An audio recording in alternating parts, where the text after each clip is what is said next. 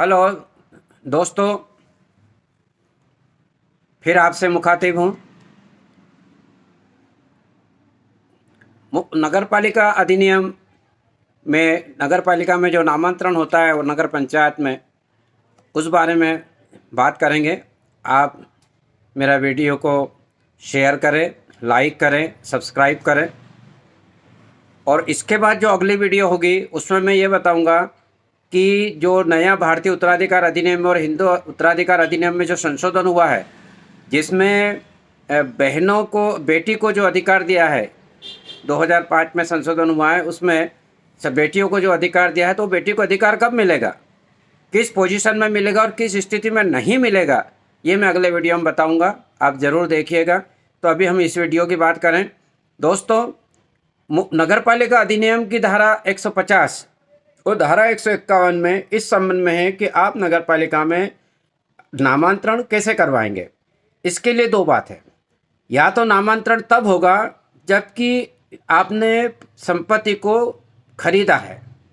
अब आपने संपत्ति खरीद ली है, उसकी रजिस्ट्री हो गई है, पर उसके लिए आपको 3 महीने के अंदर अंदर नगर पालिका को इसकी सूचना देना है, या फिर 90 दिन के अंदर आपको सूचना देना है।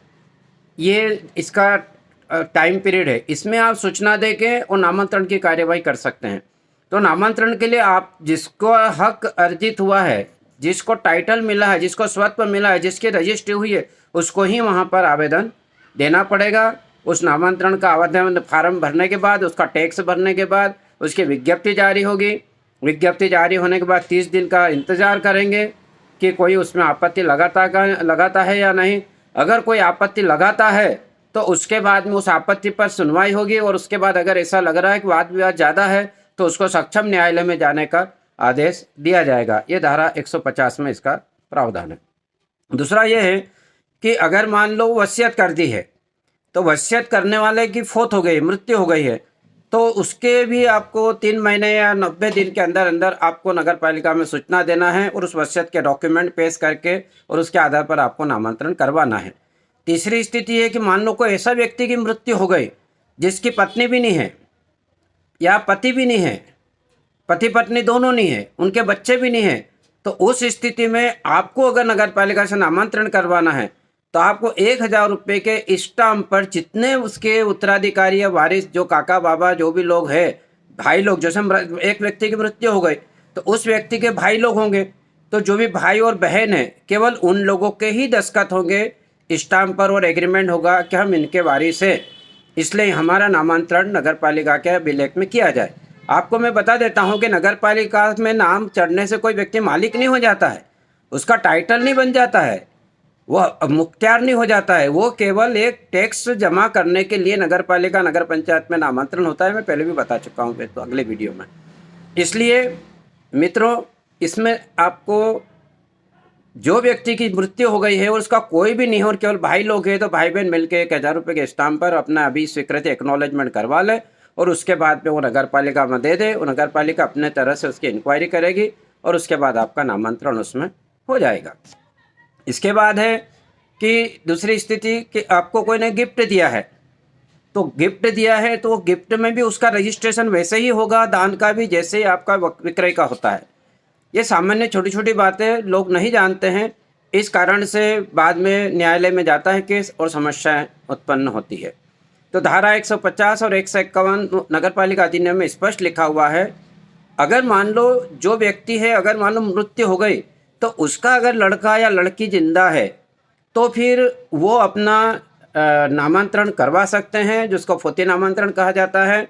वो नगर पालिका में आवेदन दे के, प्रोफार्मा भर के, वो नामांतरण की सारी कार्रवाई कंप्लीट करके और अपना नामांतरण करवा सकते हैं, टैक्स भर सकते हैं।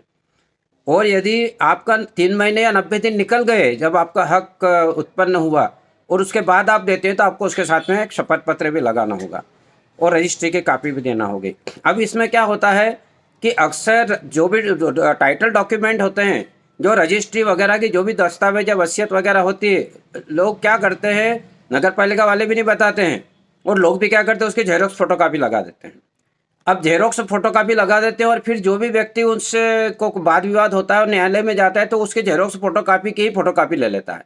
सर्टिफाई कापी और न कोर्ट में लगा देता है, जबकि वास्तव में सर्टिफाई कापी उसी की ली जा सकती है। धारा 65 और 163 और 165 में है, इसका प्रावधान है 65-63 में कि वो एविडेंस एक्ट में कि उसकी मूल से मिलान करके दिया हुआ हो, वही सर्टिफाई कापी मानी जाती है।